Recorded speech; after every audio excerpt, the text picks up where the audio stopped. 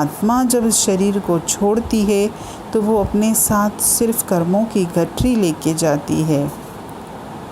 इसीलिए बार बार सत्संग में भी ये चीज़ डेली रिपीट की जाती है कि आप अपने कर्मों पर ध्यान दीजिए, क्योंकि जब हम इस संसार से जाएंगे तो जिस संसार के पीछे मैं दौड़ लगा रहा हूँ, मुझे संसार से कुछ नहीं लेके जाना है। जिन रिश्तों की वजह से मैं परमात्मा को विसार के बैठा हूँ, वो रिश्ते मेरे साथ नहीं जाएंगे। जिस शरीर के लिए मैं न जाने कितने पाप कर्म करता हूँ, ये शरीर भी मेरे साथ नहीं जाएगा। जिस धन दौलत के लिए न जाने मैंने क्या क्या किया है, ये धन दौलत भी मेरी यहीं रह जाएगी।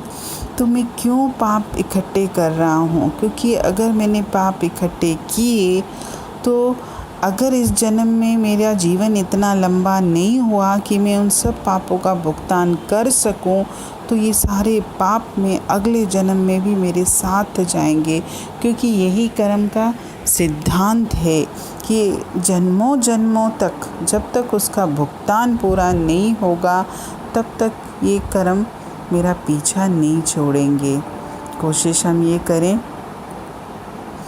कि जो पिछला हो चुका है मुझसे, या पिछले जन्मों में मुझसे जो हो चुका है वो तो मुझे याद नहीं है, और जो पिछला हो चुका है उसको भी मैं बदल नहीं सकता, उसको भी मैं नाश कर नहीं सकता हूँ, उसका भी फल मुझे भोगना ही है।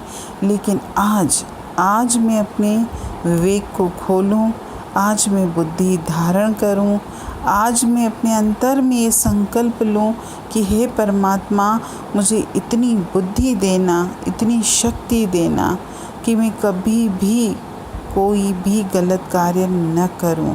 क्योंकि जहां मैंने कुछ गलत काम किया, जहां मुझसे गलत कर्म हुआ, वहाँ वो बीज डलेगा, और हर किसी के कर्म का जो बीज डलता है उसी व्यक्ति को खाना पड़ता है, कोई दूसरा नहीं खा सकता।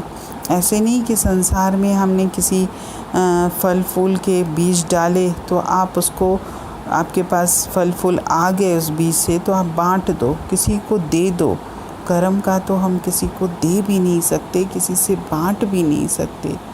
इसलिए जीवन में हर वक्त जितना हो सके मैं कभी भी पाप कर्म न करूं।